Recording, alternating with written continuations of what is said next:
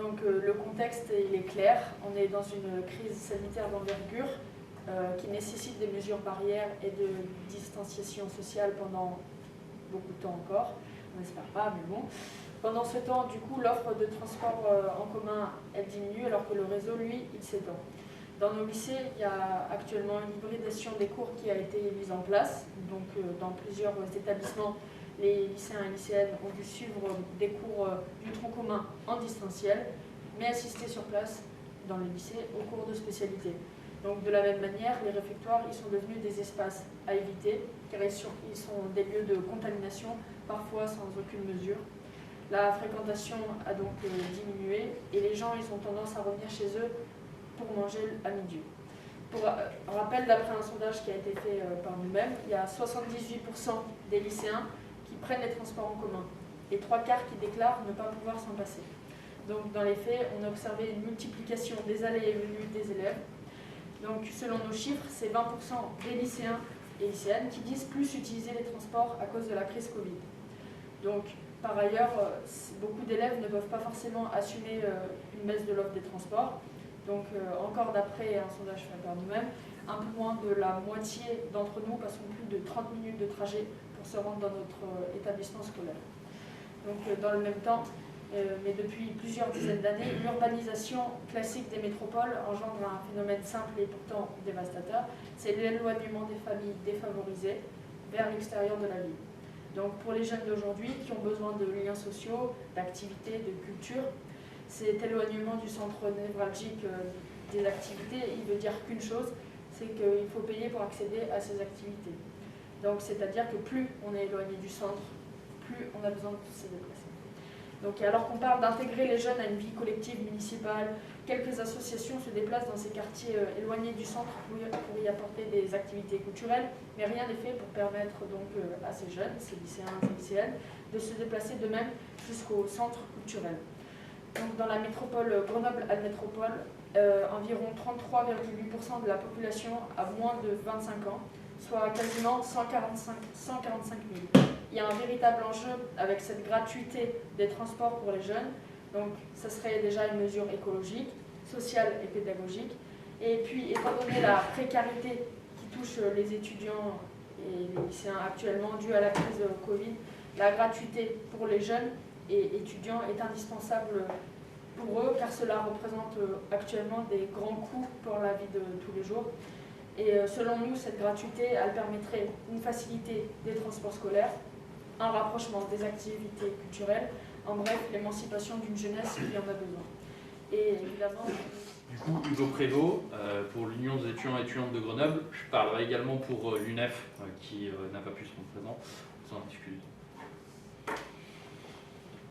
Bon, je vais faire assez court parce qu'effectivement il y a un certain nombre de points qui ont été largement exposés tant sur le contexte sanitaire, l'ampleur de la crise sociale et l'ensemble de ces éléments-là. Je pense qu'il faut revenir cependant sur le besoin absolu de la gratuité des transports en commun pour toute la jeunesse, pour toute la population et la jeunesse en particulier. Le premier, je pense qu'ici personne n'est sans savoir l'ampleur de la crise que touchent les étudiants et les étudiantes. À la sortie du premier confinement, on est sur... c'est plein de chiffres qui veulent, au fond, pas dire grand-chose, mais 33% des étudiants qui se disent en détresse financière, 2 fois plus de demandes d'aide d'urgence dans les services sociaux, etc., etc., etc. Je pense que l'élément malheureux et le compte macabre qui nous permet de nous rendre compte de ça, c'est l'ampleur des suicides chez les étudiants. J'aimerais quand même rappeler qu'avant-hier, il y a eu encore une tentative de suicide sur le campus de Saint-Martin-d'Air et que ça n'est pas sans finir. Donc la précarité aujourd'hui, elle montre bien que les étudiants sont à 5 €, 10 € par mois. Donc concrètement, payer 15 € par mois pour se rendre... 5 €, 10 € près, c'est ça? 5 €, 10 € près, bien sûr. Donc payer 15 € par mois pour se rendre sur ces cours, pour quelque part faire notre travail. Parce que notre travail, c'est pas de faire des burgers à McDo ou d'aller laver des sols. Notre travail, c'est d'étudier et d'être des travailleurs en formation et des citoyens émancipés. Donc voilà, pour se rendre sur nos lieux d'études, nous sommes obligé de payer 15 € par mois, donc il faut peut-être des fois faire le choix, est-ce que je mange ce soir ou est-ce que je me rends en tram à mes cours.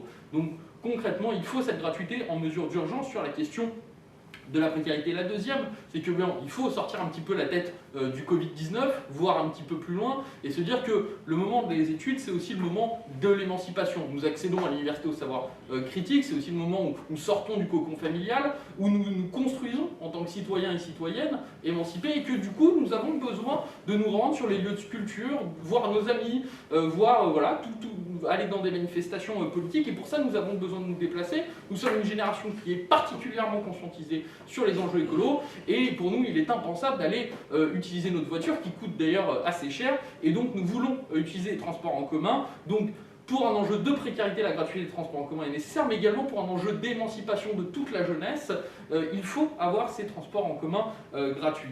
Et enfin, parce qu'il faut faire court et que beaucoup de choses ont déjà été dites, mais il faut parler de cette réduction de l'offre. On parlerait de moins 15%. Alors concrètement, on donne plein de chiffres, mais concrètement, qu'est-ce que ça veut dire? Ça veut dire que nous, demain, on nous dit il faut revenir en présentiel une partie de nos cours, ce qui est très bien, ça nous sort d'isolement. Du coup, je vais prendre le tram. Ah ouais, mais il y a moins de tram. Ah ouais, mais il y a moins de bus. Du coup, on va les s'entasser. Du coup, on va se mettre à 50 dans le même bus. Du coup, on va être tous serrés. Puis le masque, il fait chaud, vous comprenez? Ah, paf, un foyer de contamination qui se crée. Alors vous comprenez, c'est pas du tout parce qu'on fait des soirées et qu'on se met des shots de vodka dans la tête, je caricature l'idée, mais c'est bien ce qui nous a été dit par la ministre, mais c'est parce qu'on se rend sur nos cours qu'il y a des foyers de contamination.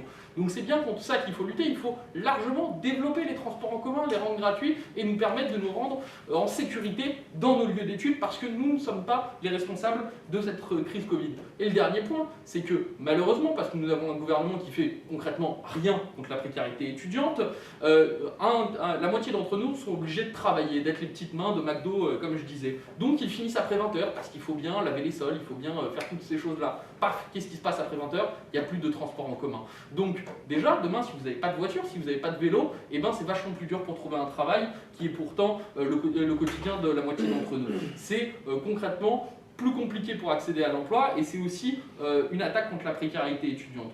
Donc voilà, pour résumer, il faut cette gratuité, il faut le développement de l'offre contre la précarité étudiante, pour l'émancipation et pour également nous sortir de cette crise Covid, tant pour nous empêcher les foyers de contamination et pour nous permettre de trouver les petits boulots. Voilà, j'ai essayé de faire le plus rapide et le plus succinct possible. J'ai juste une question pour vous, oui, avant vous. Bien sûr. Avant vous. Après, je vous reviens aussi dans un deuxième temps si c'est possible. Vous avez encore un petit mot derrière Oui, vous? oui, oui. Juste la réduction de l'offre, ok, elle est effective, mais a priori, elle n'est pas sur les heures de pointe. Oui, mais c'est ce que je disais, c'est qu'après, vous avez Amy qui est là, qui travaille à Bagelstein le soir, est obligée de prendre sa voiture pour aller au boulot et rentrer, alors qu'avant elle pouvait prendre les transports en commun parce qu'il n'y a plus de quoi s'y rendre. Donc voici un problème. Et puis surtout, cette réduction... Comment vous preniez les transports en commun? Avant, je prenais les transports en commun et maintenant, je suis obligée de prendre ma voiture parce qu'il n'y a plus de tram quand je finis et j'habite sur le campus. Donc sinon, c'est 40 minutes à pied après plusieurs heures de travail en restauration, donc un travail qui est déjà compliqué. Et psychologiquement et physiquement, je n'ai pas la force le soir de rentrer à pied sur 40 minutes. Vous terminez à quelle heure, par exemple? 21h30.